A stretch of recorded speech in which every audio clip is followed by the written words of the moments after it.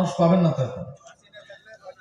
আর যিনি দৌড়ান তিনি তো নাই এখন, কি কর উনি এখন তসবিহ জপতেছে নিজের জান বাঁচানোর জন্য।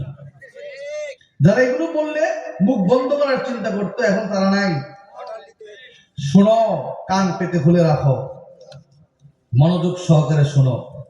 যারা ভবিষ্যতেও রাষ্ট্র পরিচালনা করবে, তোমাদের কাছে আবেদন, তোমরা করো ইনসাফের সাথে চালাও, না হয় পিছনের তারা যা হয়েছে তোমাদের তাই হবে।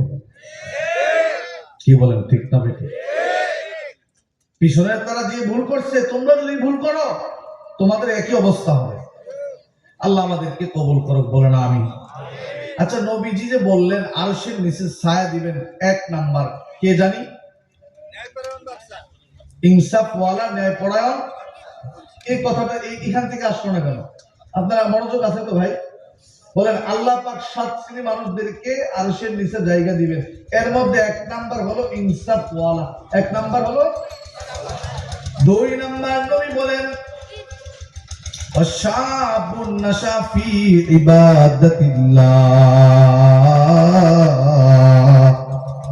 যে যুবক যে যুবতী যৌবন বয়সে আল্লাহর গোলামি করবে, আল্লাহ পাক তাকে আরশের ছায়ার নিচে জায়গা দিয়ে দিবেন। সুবহানাল্লাহ। 16-17 বছরের যুবক বন্ধুদের আড্ডায় যায় নামাজ ছাড়ে না। 16-17 বছরের যুবতী মেয়েটা বান্ধবীদের আড্ডায় যায় পর্দা ছাড়ে না।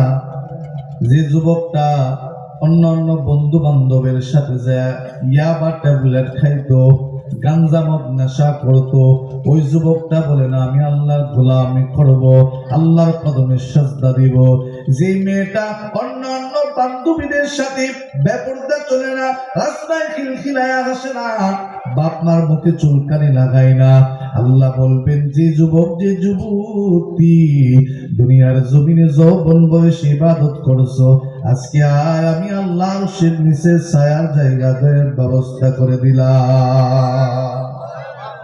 নবীজি বলছেন ওই যুবক যুবতীদেরকে আল্লাহ আরশের নিচে ছায়ার ব্যবস্থা করে দিবেন।